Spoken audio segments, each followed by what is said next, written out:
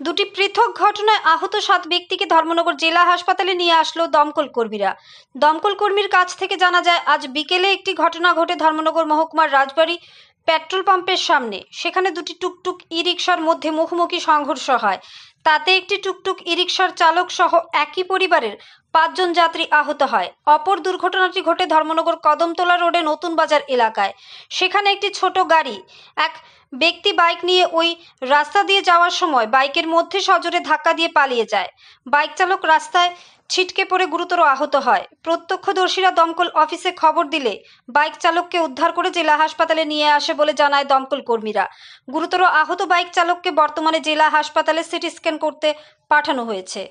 ধর্মনগর থেকে নিজস্ব প্রতিনিধির রিপোর্ট, ন্যাশনাল লাইভ বাংলা। 5 জন মোটামুটি আহত ব্যক্তিদের যে আনলেন, এটা কি বিষয় ছিল?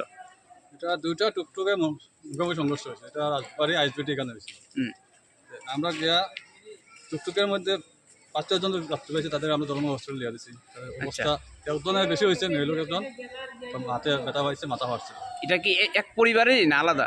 তারা এক পরিবারের লোক। এটা কোন জায়গায় জানতে পেরেছেন কিছু? তাদের বাড়ি সরসপুর কদমতলা এরিয়া। আচ্ছা, আর এর আগে বোধহয় আরেকটা অ্যাক্সিডেন্ট হয় দেখলাম, যে আরেকজনকে আনা হয়েছিল, এটা বিষয়টা কি ছিল? এটা ছিল একটা গাড়ি, আননোন গাড়ি একটা বাইকে ধাক্কা দিয়েছিল। নতুন বাজার ব্রিজের কাছে। এতে বাইকে চালক বেশ দ্রুত আহত হয়েছিল, তারা দৌড় হসপিটাল দিয়ে দিয়েছিল।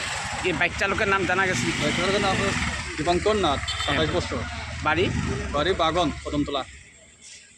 বাইকের নাম্বার TR 05B 8221।